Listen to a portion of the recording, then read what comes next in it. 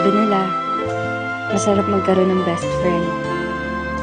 May taong poprotekta sa'yo, may taong magpapasaya sa'yo, pero handa mo bang itaya ang pagkakaibigan para sa hinahangad mong pagmamahalan? Nooy umibig na ako, subalit nasaktan. Ako si Princess. Grade school pa lang ako, palagi ko nang kaklase si Ivan. Magkaibigan kasi mga magulang namin, kaya kung nasan ako, nandun rin siya. Mapalungkot man o mapasaya, sa kulitan man o problema. Yan si Ivan, ang taong lagi kong kakampi sa buhay. Ngunit nang ikaw ay makilala, biglang nagbago ang nadarama. Para sa'yo, ako'y ibig pang muli. Dahil sa'yo, ako'y ibig ng muli. Ang aking puso'y pag-ingatan mo.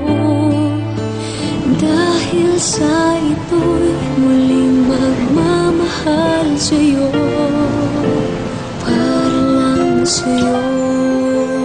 Isang araw,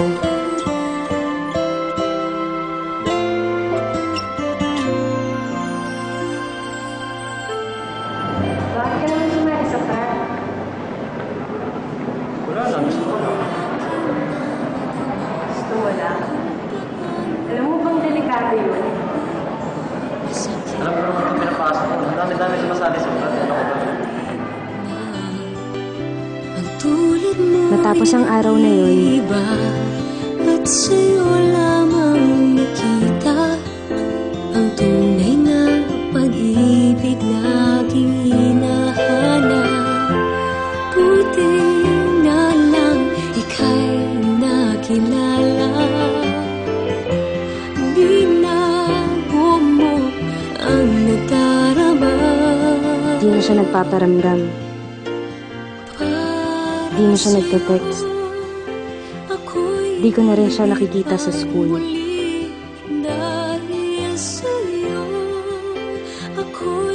Kamusta na kaya siya? Pinuntahan ko siya sa bahay nila. Pero hindi ko siya naaabutan. Namimiss ko na yung best friend ko.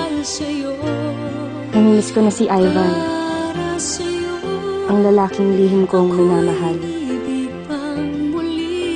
Hanggang isang araw, Ano ba talaga nangyayari sa'yo, Ivan? Bakit? Wala. May hindi ka sinasabi sa akin eh. Ano kailangan ko sabihin sa'yo? Ba't di ka na pumapasok? Ba't di ka na nagpaparamdam sa akin? Ba't di ka nagre-reply sa mga text ko, Ivan? Ivan! Ano ba talaga nangyayari sa'yo? Ba't ka ba nangangiram sa buhay ko? Ano ba kita?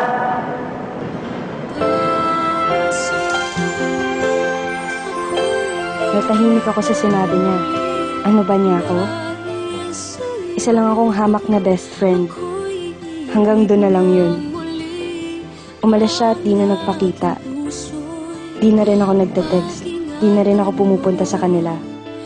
Makalipas ang 2 linggo, may natanggap akong balita. Nasa ospital daw si Ivan. Malubha ang lagay. Para lang sa'yo, ako'y di na muling mag-iisa. Ikaw na nga ang hinihintay ng puso ko. Para sa'yo, ako'y dahil sa'yo, ako'y ibig ng muli. Ang aking puso ay pag-ingatan mo.